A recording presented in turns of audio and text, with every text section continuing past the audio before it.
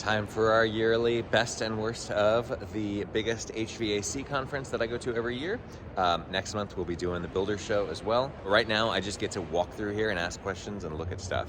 There is a lot more ventilation here at this show. I've never seen it quite like this before. We got ERV core manufacturers showing off what they can do. Lots and lots of supply ventilation and dehumidifiers, like tons. It's awesome. And someone has figured out how to power a CO2 sensor with potatoes as batteries. There's also a lot of chemicals here.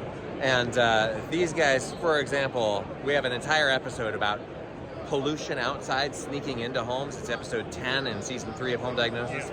There's an entire watershed in the Carolinas that now is seriously affected by this. So, you know, even though this, I wouldn't go into their booth to be like, hey, how does this apply to homes? This totally applies to homes, and it's applying to all of our homes as we speak, as chemicals get spilled in weird ways around the world. Here's an example of a commercial or industrial application for blue lights, which is fine. Put them in hospitals. They have engineers that take care of the buildings. All right, finally somebody who's not using blue lights or ionization or hydroxyl spraying. Rensa filtration. I just learned a couple things that was interesting. So this is a HEPA filter, and we've seen these before on the channel, but what I didn't know is that I came up and I asked these guys, who are very nice guys, how long does it take for your electrostatic charge to dissipate after you install the thing? Because of course, as we learned from Jeff Siegel in this interview that I'm linking on the screen right now, filters get their MERV rating partially from an electrostatic charge. These guys don't actually charge it. Filter manufacturers don't charge the media. The media comes to them from the factory pre-charged. Then they pleat it and put it into the nice casing so that you can install it in your filter slot. So it comes pre-charged. They don't really have the data because it's not really their thing, but one of the things that they said is that ASHRAE actually tests if they have it tested per the ASHRAE, they said Appendix J, I don't know what standard, they dissipate it on purpose. So the ASHRAE test protocol requires that you dissipate the charge and then test it also. So my friend Harry, who's the engineer here, said that the synthetic that they make, where they use a synthetic media, which is like this, and you can see that it's kind of thick. That will dissipate from, turn it from a MERV 13 to a MERV 11 at some point. They don't really have the numbers on that. But they also have fiberglass. They do a non-woven, like a fiberglass thing. And this, they do not charge. It does not come charged. So this one, the MERV rating would stay the same throughout. I'm really interested in that. That's something that I've been looking for a while. This clearly is a commercial filter solution. So they do have residential ones that are like the typical 1-inch, 2-inch, 4-inch. I think that probably all those are the synthetic, but I'm kind of interested to see the price. I'll try and find out what the price difference is, and we'll do a different video on that. Here's one of the reasons this stuff seems so simple to me. This company, Fellows, I was like, why do I know this name? It's because they make shredders and office equipment. They're not like an HVAC manufacturer historically. They're like 170 years old. They've been doing these things for like 16 years, air purifiers. And that is a HEPA filter without an electronic air cleaner in it. There's no ionizer or blue light in this. That one looks a little, I was like, what's in that? And he was like, HEPA filter. And I was like, not an ionizer or a blue light or anything like that? He was like, no. The last generation we had some of those, but we took them out because we had a bunch of people say, hey, if your thing has an ionizer in it, you're out. We're not using it. So I just thought that was pretty cool. So if these guys can get the sciences right, then everybody should be we just don't need that stuff. The HEPA filtration is really the thing that you need. And then of course, dilution air from outside. Vents do not have to be ugly. I swear to God, this is something that people are always saying but I don't want to see the vents because they're going to be ugly. Look, sexy, and you can point it different places. Look, nice, maybe a little institutional, but okay. You can do whatever you want as long as you got the right air space. So you can do linear slot vents. I've got a couple of these in my house that I have. Sorry, David. The guys at Effectiv are very nice. I'm knocking their crap over. Based on our video that I made about the ARIA vents, which don't have a great performance because there's not a lot of air space, people keep being like, why don't you review this one?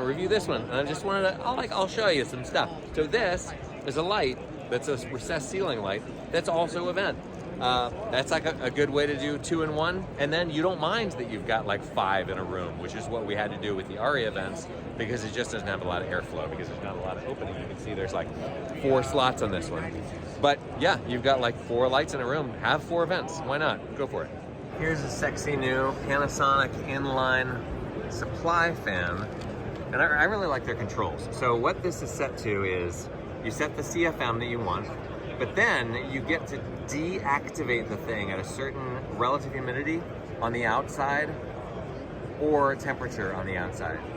And I think that that's very helpful, but of course everything is applications. When the weather is mild outside, yes, of course you need ventilation, but we also do need ventilation, especially if this is a supply air, meaning that we're using this as makeup air. You would also want it to work when the weather is extreme outside. So just like, you know, always think about the applications, because you could have a nice, sexy product, but it won't always work well if you don't install it with like a lot of thoughtfulness. This is my friend, Dr. Sean, we just met. So what are you working on with Panasonic? I help the hotels to create better hotel rooms so that their customers stay overnight, because hotels do not have much sufficient ventilation to their system, and the windows are not operable.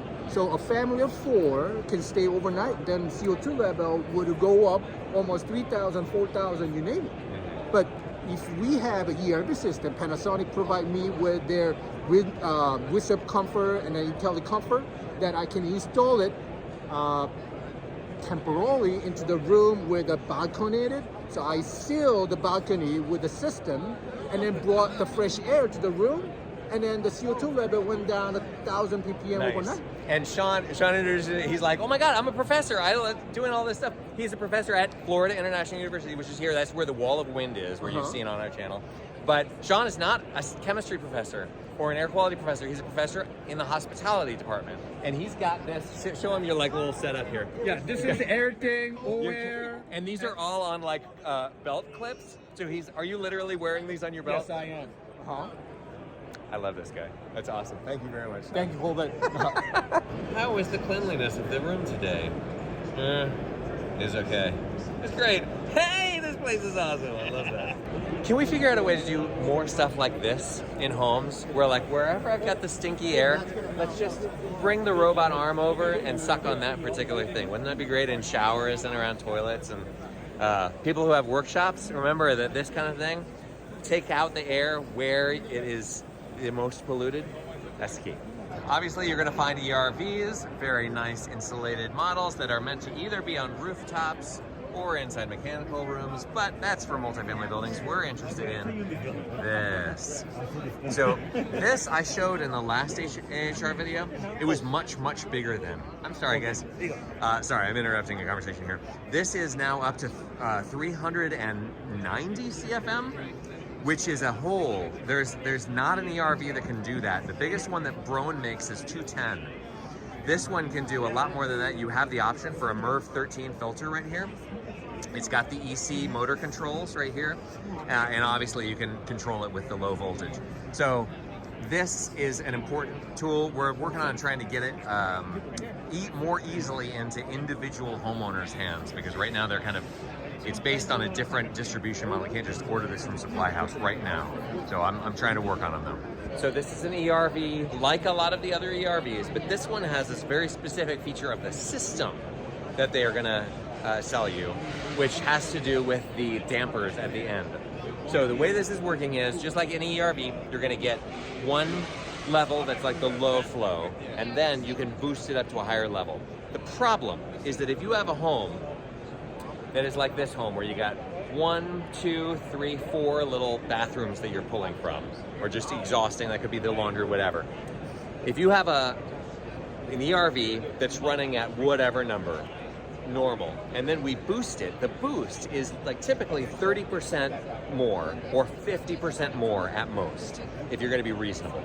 So that means that, for example, in a bathroom, if you got a 20 CFM level, running continuously, and then you boost it, you're going to get up to 30. You go from 20 to 30. I don't really think that's going to help you that much. So the boost isn't actually going to like rocket out or anything in any one bathroom, because they all are going to get that boost at the same time.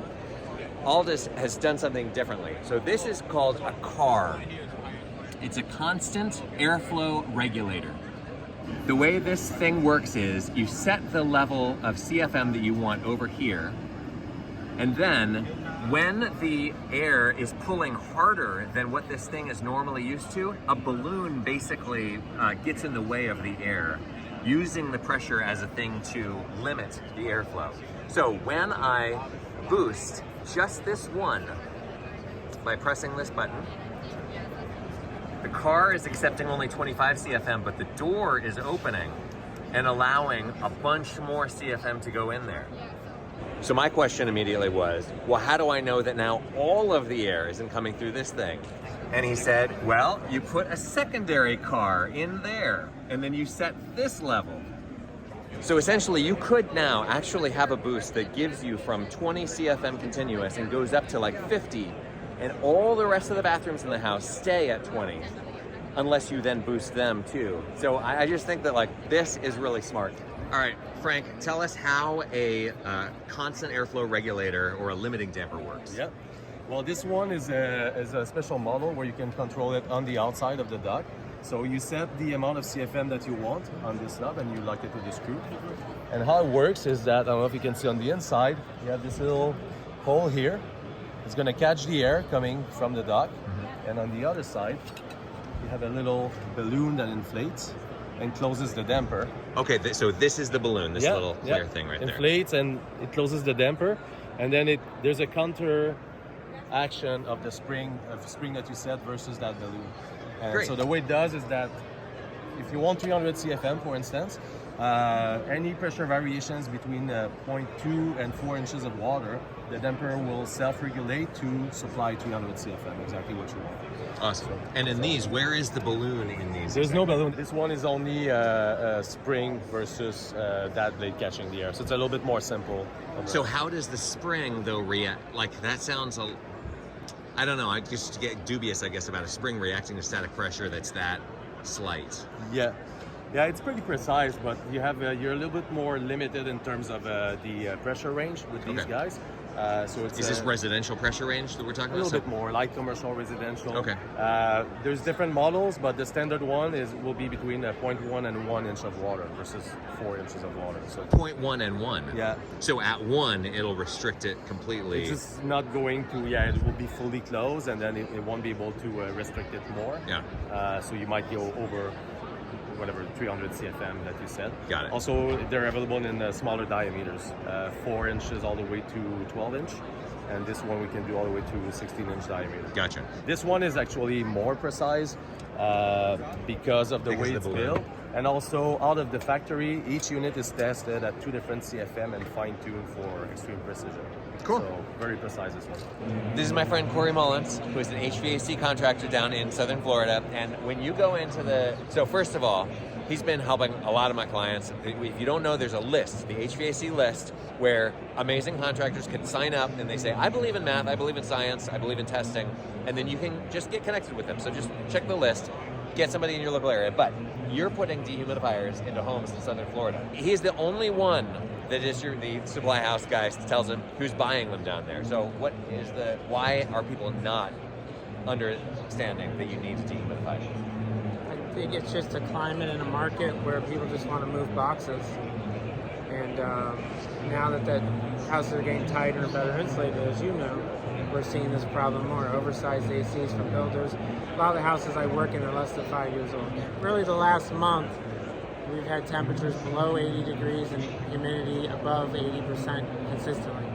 So what's going to happen? Your AC is not going to run, and that humidity is going to stack up in your house. And that's a test. You're doing a test, people in Southern Florida. It's not a fun one, because you're going to start growing mold in weird places, and little microclimates will develop in your house. By the way, we were talking about something, fan on mode. I'm a big fan, because you're going to get filtration out of it, but... No pun intended. Yeah, right, but you're going to need a dehumidifier. So always have a dehumidifier if you're going to be running your fan in on mode, constant circulating. Because the moisture from your evaporator coil is going to re-evaporate into the air. All that work your AC unit just did, it's going out the window. But it's not a no-go because I have that. That's how I run my house, and I swear to goodness that my humidity is flatlined all the time. So you can do it right. Thank you very much for your good work. Thank you. Just as your annual reminder, every time we get into the show, you can't dehumidify makeup air because in a single pass, trying to get 600 CFM, you would need a dehumidifier this big to do that. It's just not possible. So in general, you're not going to be dehumidifying that makeup air. That's why we got to keep that circuit short. This is also where you can find little tiny components that you would never find because they're built into other bigger components. So right here, this is a very important thing in my makeup air system. So you basically take your wire of the thing that you want to sense the power on and you loop the neutral wire through this hole like as many times as you can, like 5, 6, 7 times. And then this thing will monitor the power draw, and you've got one. I got two for you, so you can that's test awesome. out either one. On the ECM sensor, it goes down to 0.25 amps, but it's got a tighter window around the deadband. So when your difference between standby current and low speed current is minimal, that sensor can differentiate better than most sensors. So when you've got the fan is like active, it's powered, but the blade's not turning. Right. There is a power draw, and it might, with one of these, it might be like, oh, you're on, and it'll activate whatever it is that this switch is activating, which you wouldn't want. So that's... Right. So the adjustable ECM sensor, you can set it only to come on when your fan starts to ramp up. Here is a really cool modulating steam humidifier. This is the company is called Carel. There's a couple really interesting things I like about this. First thing, which the guy thought was really weird, is I take this and I go, and I can't smell anything. Aprilaire has one of these that smells like a tire factory, and I felt nervous about introducing that air into like with steam laden air into my duct system. So this obviously is replaceable, like but the Aprilaire doesn't make a modulating one anymore. It's one speed. These guys make ones that are modulating. This is an Italian company, but you can get them because I've featured international companies before where you can't get this stuff. This one goes from, this is called a 2 pound per day, or excuse me, 2 pound per hour. There's 8 pounds per gallon, so that's something like 6 gallons per day of humidification. That's pretty much the sweet spot. A lot of my clients in the US, in all climates, that's kind of the range of humidification needs in their homes in the dead of winter. And we need humidification in new homes that are high performance, that are airtight, because we've got that constant ventilation air being piped in 24/7. So this can be your friend, even in Atlanta. I may be installing one of these soon. You'll also find manufacturers from overseas that you wouldn't even find in the local stores because these guys are looking for distributors in the States. So this is an ERV or HRV. I am always recommending ERVs on this channel. But a couple really cool things about it. Number one, it is made out of insulation. So this is like, a very rigid foam. So you don't have to then insulate the metal. Now, you want to be careful with it, obviously, but that is a slick thing because now it's going to be cheaper to manufacture. It has a nice metal door. The filters are accessible right here. You just pull these filters right out. The other thing is that this is configurable. You can remove these collars. You can remove the collars and actually put them on the downside so that you could have the unit be configured on the horizontal. You can configure it like this. You can configure it like this. You could have these go out the bottom, all 4 of them, or you could do it where it's flow through. So the fact that you can configure this however you want, I think is pretty brilliant. I also really like these gaskets where you just slide the rigid metal ductwork over, or the flex if you have to, and it'll self-seal, and then you just tape it. I think that's all very brilliant. So Wi-Fi controller on the top, or preheater, post heater. That's got to be pretty cool. I bet Norway and Sweden is where they'd be doing that. And then a whole bunch of like low voltage controllers. So there's lots of ideas out there that you're not going to find in the store. Not because they're not good ideas, it's just because like nobody in the States has decided that this is good enough for millions and millions of people to want to buy this so that we can build a factory to do it. There's already products out there that are doing all kinds of cool stuff. We just don't have them because we don't have access to it. This is from Turkey, by the way. If anybody's going there, you can pick one up and bring it back with you. So one of the issues that we had in a previous video was that the ERV intakes and makeup air intakes and all that stuff, they come, like the vent hood comes with a 1/4-inch screen built into it. That's not very tight. So mosquitoes, wasps, bees can get past that, spiders. So you need to put a better screen. I put a flat screen, but of course that's going to get gunked up and you're going to have to clean it more often. So I just saw this and I thought, this company is called BWC. Again, like you wouldn't know these people. They don't have an office in your local town, but they can do little mold kind of, you wouldn't call this an extrusion, but like a stamped version of the screen. And I asked them, and they actually do know what the net-free area, the open area of these screens are. So we could actually, if you wanted to do a calculation on how easy it would be for air to get past this, you could calculate it. Zehnder is known for being the Ferrari of ERVs.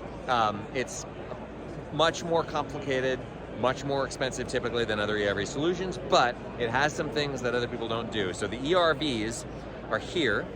They're listed in liters per second or liters per minute. I can't remember which, but anyway, whatever it is, you multiply that by 0.6 to get your CFM. So they're looking at something like a 240 or 220 CFM ERV over here. They've got these kind of proprietary insulated ducts that go outside that's made out of foam insulation. And then we've got a post heater. They have a preheater before it goes into the core and a post heater as well. And the reason that they have to do this because these are independently distributed. You do not dump this into the central ductwork is their idea. They want you to duct it directly to all the rooms with these flexible 3-inch ducts. And then they come into these little distribution boxes, like this one right here, which is covered with a grille that makes it look pretty. But also inside of it, and I didn't know this, on the extract side, they have filters that are going to capture stuff so that you don't have dust build up on the inside of these flexible tubes because they're going to be rough. They're going to capture a lot of stuff probably. So the humidity and the dust and stuff. And then here on those, if that was an extract, that's not, but if it was, it would have one of these inside and you'd want to wash this every 6 months. I didn't know that. So if you've got a Zehnder system and you haven't been doing that, you've got to pay attention. But the other thing is that I was like, oh, well, you can adjust that one by dialing it. You can't adjust this. How do you adjust it? And they were like, oh, we have a solution for that. So you get these two openings here, right? The two ducts, and each of these, like, I think there's like 12 CFM is what we're looking at for each one of these. You've got this bundle of straws with a washer, and basically you shunt this thing into the hole there, and then based on how much restriction you have here, it limits the airflow through this thing. Again, this is like, you need to test this. This is where testing is very, very important. So, smoke event occurs on the floor. Where are you? Is that a smoke generator? Yeah, smoke generator. So that's cool. Smoke event occurs on the floor. Fire event. People are trying to escape into the stairwell. We get smoke and training into the stairwell. The minute the fire alarm is pulled, so we're going to pull the fire alarm. It activates our stairwell pressurization system, and you can see it's already clearing the stairwell, keeping a positive pressure. Doesn't matter whether I'm opening this door or I'm opening another door. All that smoke is going to stay back into the hallways. It's going to keep that stairwell completely clean and clear. And for a taller building, you're going to need way more CFM, right? So how many? What's the highest CFM you've had to install on a tall building? Unlimited. I say unlimited. Obviously, there's limitations. Yeah. On really, really tall buildings, usually they will split fans into different areas. So there's all of these titles at the bookstore about commercial buildings and not very many for homes because it's really hard to figure out what is going to happen in homes because every family is different. Every home is different. The way that they're constructed, the climate they're constructed in, the local regulations, they're all very, very different than like if you're building a giant warehouse facility or a grocery store or something like that. So anyway, this data processing centers, they're all pretty much, going to follow the same rules. So we have an issue where the engineers are actually not looking at a lot of this stuff. They do have things like AHR 62.2, which is all about residential ventilation, but they're not going to do too much within the residential space. So all these books, and they're not really going to help out the local HVAC guys in your area. And there went 2 days. Comment, like, subscribe. Tune in next time.